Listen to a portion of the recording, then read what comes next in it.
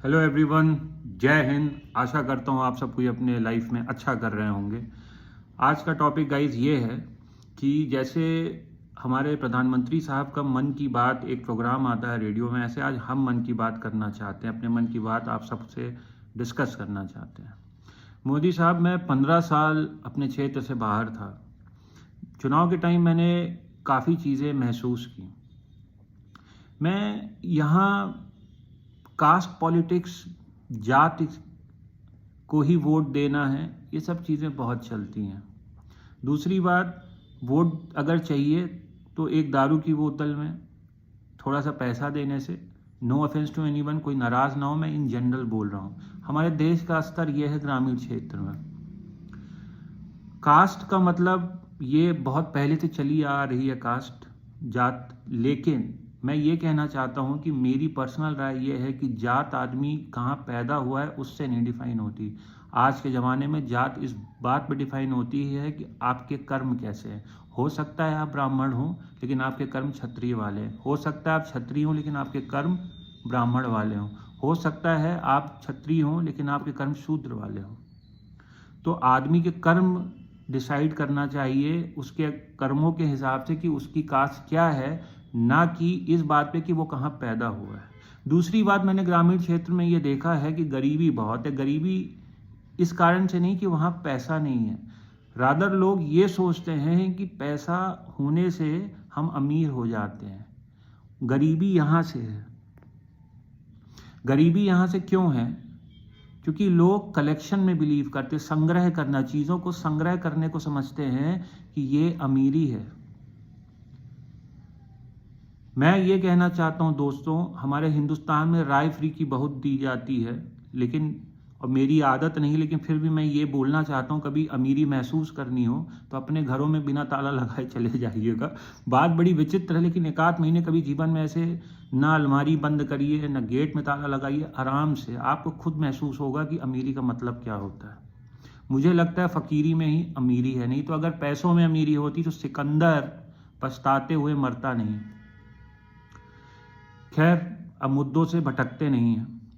मैं ये बोलना चाहूँगा कि आज हमारे ग्रामीण स्कूलों में मोदी साहब, आप ये अक्सर सुनते होंगे कि हम सब ने देखा होगा कि अगर कोई इंटर कास्ट रिलेशनशिप चल रहा है लड़का लड़की में, तो अगर लड़की हायर कास्ट की है और लड़का अगर लोअर कास्ट का, तो लड़के की अच्छे से पिटाई हो जाती है। ऐसा क्यों होता है मोदी साहब? दूसरी बात मैं ये बोलना चाहूँगा मोदी साहब कि आप मुझे ये बताएं कि आज भी हम लोग डेमोक्रेसी और इक्वल राइट्स की बात करते हैं, प्रजातंत्र और सबको इक्वल अधिकार है, इसकी बातें करते हैं, लेकिन क्या एक्चुअल रियलिटी में ऐसा है? हम स्कूलों में आज भी देखते हैं कि धर्म के नाम पर, रिलीजन के नाम पर बहुत ज़्यादा भेदभाव होता है। अगर एक इंसान, एक बच्चा एक पर्टिकुलर रिलीजन का है तो उसको आइसोलेट कर दिया जाता है। प्रैक्टिकल एग्जाम्पल बोलूँ, आप चाहे ग्रामीण क्षेत्रों में, एक लंबा टाइम दिल्ली में रहा, आप इवन मैं अपने दोस्तों से विदेशों में बात भी करता हूँ तो वो भी ये कहते हैं कि अगर आप एक पर्टिकुलर रिलीजन के हैं तो लोग आपको किरायादार की तरह अपने घरों में रखते नहीं हैं। ठीक उसी तरह जैसे कोई अगर वकील है तो उसको लोग अवॉइड करते हैं कि इसको किरायादार हम नहीं बनाएंगे, ठीक उसी तरह। ऐसा क्यों है मोदी साहब?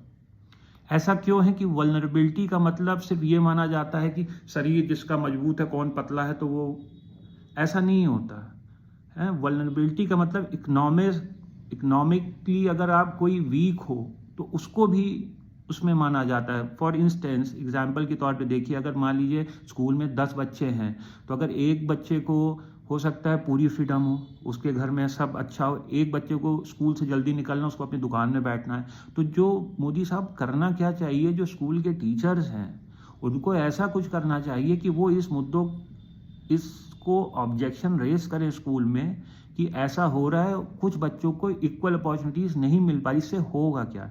इससे ये होगा कि जो सोशल जस्टिस का कॉन्सेप्ट है वो बच्चों में बचपन से आएगा। दोनों पार्टीज को, जिसके साथ डिस्क्रिमिनेशन हो रहा है और जो लोग उसके साथ कर रहे हैं ऐसा, कि हर इंसान को हमारे देश में इक्वल अपॉर्चुनिटीज मिलना ज़रूरी है, और जिनको नहीं मिल पा रही है तो वो गलत बात है। रादर देन मजाक उड़ाने की जो एक प्रथा है वो ख़त्म होगी धीरे धीरे, क्योंकि हमारे बच्चे ही देश का भविष्य है ना। नहीं तो होता क्या है, अभी आपने रिसेंटली आज ही की न्यूज़ है, मेरे कुछ आने वाले उनका फ़ोन आया, वो पैनिक कर गए। उन्होंने कहा कि स्कूलों में बम है, कहाँ पे? बेंगलुरु में। तो बात यही है कि ये सब हो क्यों रहा है, क्योंकि जब बच्चे छोटे होते हैं तो उनकी ये जो है ये रिजिड हो जाते हैं। यहाँ से टीचर्स को बहुत ही इम्पॉर्टेंट रोल प्ले करना होता है। एक टीचर को ये देखना चाहिए, मोदी साहब, आपको एक प्रॉपर एकेडमी ऐसी बनानी चाहिए जहाँ टीचर्स की ट्रेनिंग हो। मैं बहुत लकी था, और मेरी एक इकोनॉमिक टीचर थी, जिस स्कूल में मैं था इकोनॉमिक्स की टीचर थी, उन्होंने मेरी बहुत मदद की थी। और अगर वो ये वीडियो देख रही हो तो मैं उनको धन्यवाद बोलता हूँ, थैंक यू वेरी मच। मैं उनका नाम नहीं लूँगा क्योंकि मैंने उनसे परमिशन नहीं ली, लेकिन हर लड़का इस देश का या हर बच्चे इस देश के इतने लकी नहीं होते। मैं ये कहना चाहता हूँ मोदी साहब कि टीचर्स को आज की डेट में अगर आप देखिए तो ग्रामीण क्षेत्र में टीचर जाना ही नहीं पसंद करते, बच्चे तो वैसे ही नहीं आते। और टीचरों का मतलब सिर्फ इस बात पे अगर निर्भर करता है कि हमें सैलरी लेनी है या हमें सिर्फ किताब ख़त्म करानी है, इतना करने से टीचर्स का रोल ख़त्म नहीं होता। इसके अलावा मोदी साहब मैं ये बोलना चाहता हूँ, एक पॉक्सो एक्ट है, हम कोर्ट का भी इसमें इंटरफेरेंस है। कोर्ट ये कहता है, अभी आप में ये रिसेंट डिस्कशन में कि 18 साल से उम्र 16 साल कर देनी चाहिए अडल्ट केस में। होता क्या है, प्रैक्टिकल लेवल पे बात करूं कि लड़की मान लीजिए थोड़ा कम उम्र की है, लड़का और इनके बीच कोई रिलेशन हो तो माँ बाप करते क्या है, FIR लगा देते हैं, लड़के को पॉक्सो एक्ट में फंस। कहने का मतलब कि कुछ ऐसा चल रहा है कि कंसेंट की उम्र कम कर दी जाए, ज़्यादा कर दी जाए। ये तो डिस्कशन चलता रहेगा, लेकिन मैं ये बोलना चाहता हूँ मोदी साहब कि हमारे स्कूल में सेक्स एजुकेशन इंपॉर्टेंट है। इसलिए इंपॉर्टेंट, मैं खुल पे इस पे बोलूँगा कि बात सिर्फ रिप्रोडक्शन बताने की नहीं, बात यह है कि बच्चों को बचपन से बताना चाहिए कि बेटा ये गुड टच है, ये बैड टच है, कंसेंट क्या होती है। कंसेंट हमारे पूरे कोर्ट में, इवन कंसेंट के मैटर में आप देखिए हमारे IPC में कहीं मैरिटल रेप आज से डिफाइन नहीं है। बात अपने आप में बहुत बड़ी है। मैरिटल रेप का मतलब ये है कि अगर लड़की की शादी हो गई है और उसका हस्बैंड उसकी इच्छा के विरुद्ध अगर कोई रिलेशन बनाता है उसके साथ, उसका कहीं कोई ऑफेंस नहीं माना जाता है। लेकिन बहुत सारी औरतों को उस ट्रॉमा से गुजरना पड़ता है। तो अगर बचपन से ही अगर आप स्कूलों में कंसेंट बताएंगे, गुड टच बैड टच बताएंगे, तो मुझे लगता है लोगों की मानसिकता काफ़ी चेंज होगी। दूसरी बात, बच्चों को अगर टीचर ये बताए कि आपको अपने धर्म को मतलब धर्म के हिसाब से नहीं, आपको अपने इमोशंस के हिसाब से नहीं, आपको जो आपके फैक्ट हैं, जो एविडेंस आपके सामने, उस पर आपको अपने रैशनल थॉट प्रोसेस को बनाना है। बचपन से इस चीज़ की ट्रेनिंग दी जानी चाहिए। प्लस बच्चों को ये भी बताना चाहिए कि अगर आपको, जब लड़के 12 साल से ऊपर होते हैं, 18 साल की उम्र तक, तो आपको ये चीज़, उनके मन में बहुत सारे क्लैरिफिकेशन उनको चाहिए होते हैं, बहुत दिक्कत होती है यहाँ।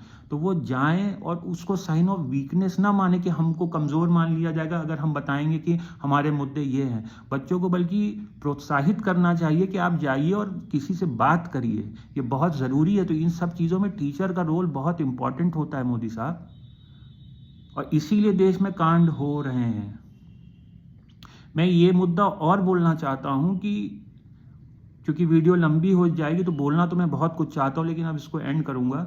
ये बोलना चाहूँगा कि टीचर की जो एक रूल होता है वो सिर्फ किताब पढ़ाने से नहीं होता मोदी साहब, कि किताब पढ़ा दिए ख़त्म।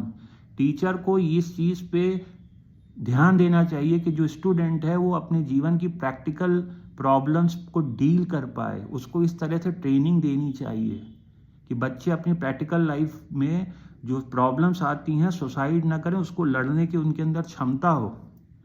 क्योंकि मोदी साहब, मैं आपको बताऊं, मैं भी चाहता हूं देश की तरक्की हो, आप भी चाहते हैं देश की तरक्की हो, लेकिन मेरा ये पर्सनल मानना, ये नेचर का नियम है, जहां काबिलियत होता है, जहां काबिलियत होती है, वहां काबिलियत की जो बाई प्रोडक्ट पैसा होता है। तो जहां काबिलियत है वहां पैसा आता है।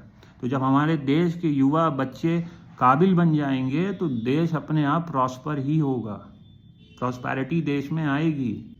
एक बात और बोलना चाहूँगा मोदी साहब कि अभी तमिलनाडु सरकार ने एक बड़ा अच्छा नियम बनाया है कि वहाँ पे डिस्क्रिमिनेशन स्कूल लेवल पे अवॉइड करने के लिए उन्होंने एक कमेटी बनाई है जो इस चीज़ को लुक आफ्टर करेगी। तो मेरा ये आपसे अपील है कि आप ऐसी कमेटीज़ पूरे हिंदुस्तान में करवाएं जिससे कि ये जो भेदभाव हो रहा है ये ना हो। कारण क्योंकि हमारे बच्चे ही तो हमारे भविष्य हैं।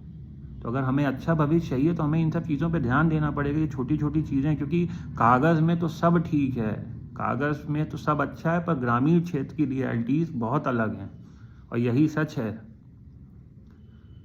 इसके अलावा अगर आप लोगों को कुछ देखना हो भगवत गीता के बारे में 20-30 सेकंड्स में, तो मैं एक टॉपिक लेके आ रहा हूँ, मन हो तो देख लीजिएगा।